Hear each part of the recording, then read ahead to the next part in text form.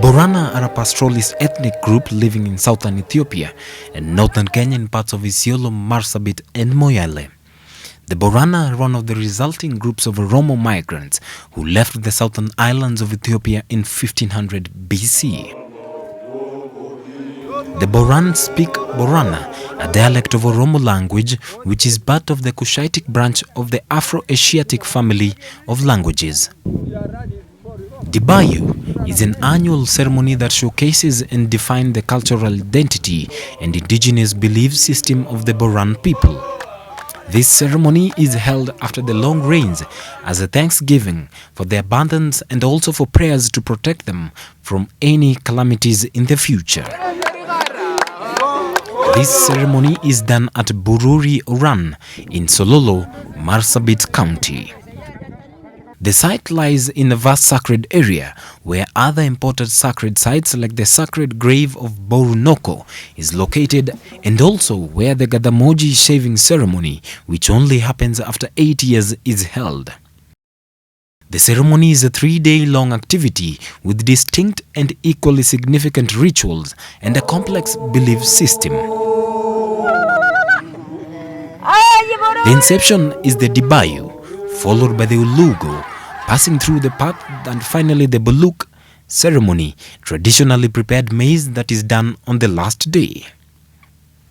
Mzekosi Adi, who is from Karayu Kiche's sub-clan, heads the ceremony. In case of his absence, any other member from his clan can preside over the ceremony. Dibaayu is a curtain raiser done on the 3rd day of the 6th month of the year after sighting of the new moon. 7 elders under leadership of Mzee Kosi Adi perform the Dibaayu. Early at dawn, each of the 7 elders will do certain rituals at their homes before they all converge at Mzee Kosi's house. They will then proceed to Uran site, where prayers are done. At the Uran, they do pray as they soothe the branches with fat and milk.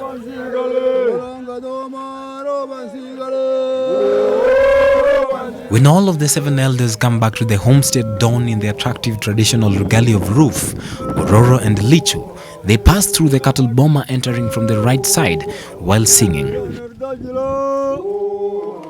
They walk in a straight line with Mzee Kosi at the front.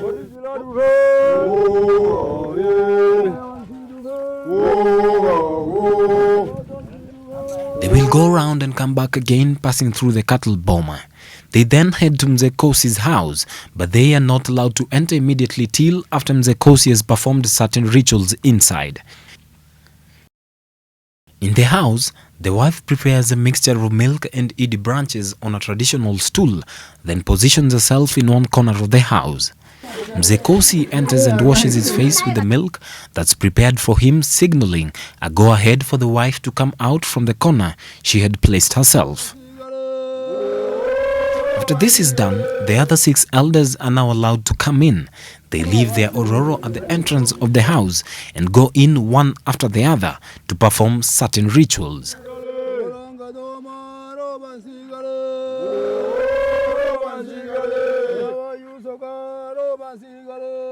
They place themselves on a mat which was already prepared for them.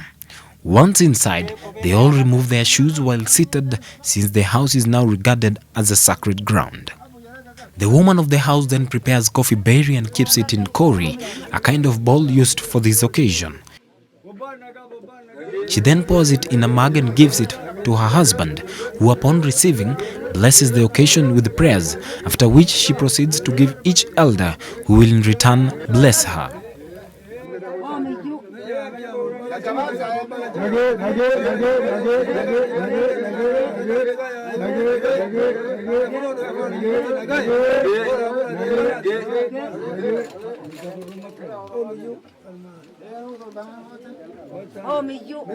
Prayer will then be said to bless all humanity and the environment. The elders will then come out in a sequence as they pick their ororo, marking the end of the first day event of the Dibaayu.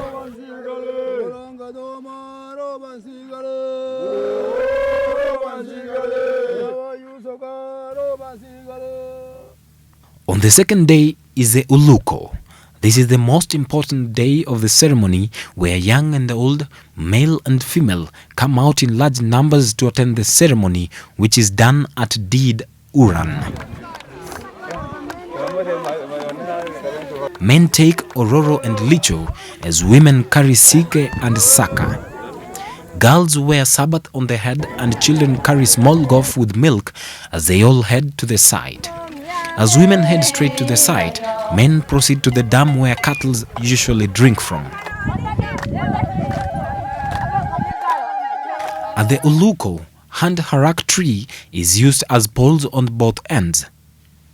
Galjila is placed on the floor of the entrance, on which cattle will pass over as they pass through Uluko. On both sides of the Uluko, 4 girls hold 4 sheep. When cattle pass through Uluko, they wave rough, saying hora, hora, to bless the herd to increase in number and be healthy.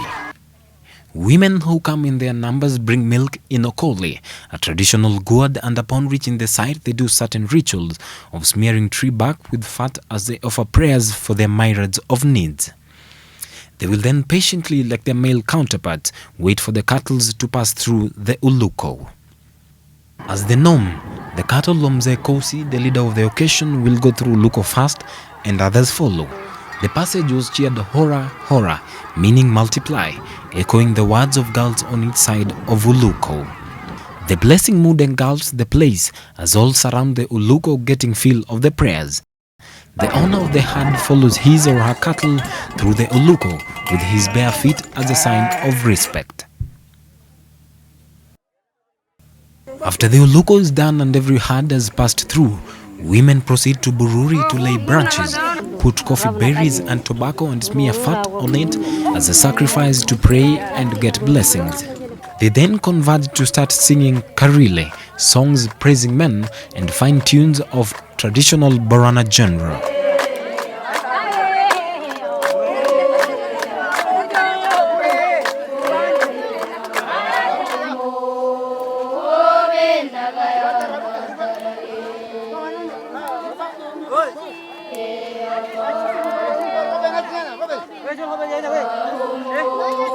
Now women and children leave as the Uluko is over while elders remain behind to wrap up with final rituals.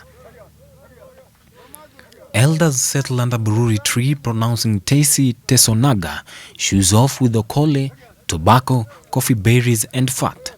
One after the other offer prayer smearing fat on the branch and back of Bururi, laying branches of Eid, putting tobacco and coffee under the Bururi.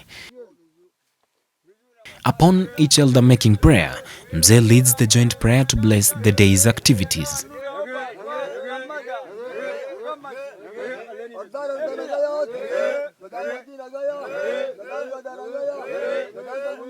They leave some meters away and sit down to observe a ritual to symbolize blessing of rain. Here, they squat and pretend to urinate while holding their private parts shouting lolas. Then they leave the site singing Roban Sigale.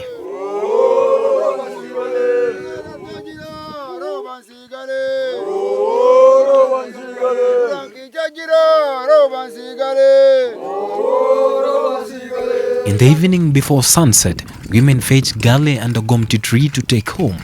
They then place them on each side of the cattle boma and homestead. Gale is also laid on the entrance as a sign of blessing the boma and the cattle. This is done by women only. Late in the evening, when the cattle come back to the boma, another ritual is performed. The kraal is enclosed by the firstborn of the family, and all milk that had remained during the day's ceremony will be poured on to the largest bull in the boma, also known as korm in Borana. If the boma has no korm, the milk is poured at the center of the boma, since the entire ceremony is done for livestock and signifies the large quantity of milk which they expect to collect after the prayers. In the evening, women prepare Bulock, which is a mixture of fresh maize and millet. This will be cooked overnight in preparation of next day's Bulock ritual. Bulock is observed on the third day. Fire is lit very early in the morning at the cattle boma, with the herd still in the boma. Then Bulock, which was cooked overnight, is brought and placed on the fire, and the fat on top is removed gently using cooking spoon and given to Mzee Kosi, who applies on his navel and that of his children. He then applies it on Butume, a traditional door, for the cattle boma and also to the largest bull inside the boma, before doing the same to the remaining herd as a sign of blessing them all.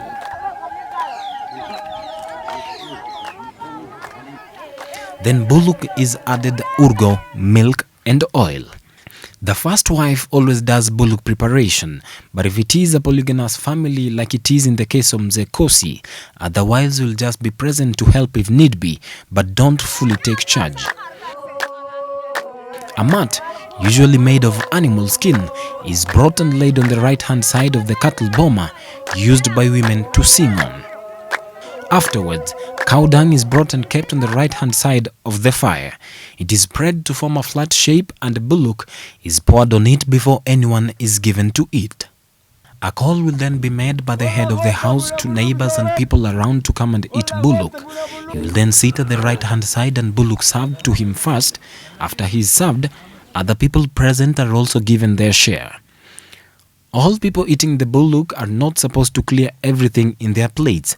The remains are collected in a bowl to be preserved for women who will eat them through the day, since men are forbidden to eat the remains of Bulock. Men are not allowed to eat leftovers. It is a taboo. The wife will then crack coffee berries using her teeth, wash them and puts them in a pot, then places them on fire and adds cooking oil to fry them until they are ready. It's then kept in a kori, a traditional wooden bowl with milk. Then the senior most of the people present is served first. Before anybody is served, the ready berries are poured on the cow dung by the fireplace to bless the ancestors. The firstborn is then given a small coffee in a kori cup, which he uses to smear on butume of the bull. After this, the woman of the house will serve others, who then apply it on their forehead and have a sip of it. After everybody gets a share of the coffee, women start singing on the already laid animal skin, signaling the release of the herd for grazing, after which the cattle will be sent out for grazing. Women will be singing throughout the day in their homes and in groups. They consume the Bulock, left by name as they sing karile, songs which are sung in praise of men, and cattle songs until late in the evening when the ceremony officially comes to closure. The Borans are traditionalists, fully integrated in their society, and they live their life celebrating in their rituals and songs, in peace with their kingfolks and awaiting nature's gifts.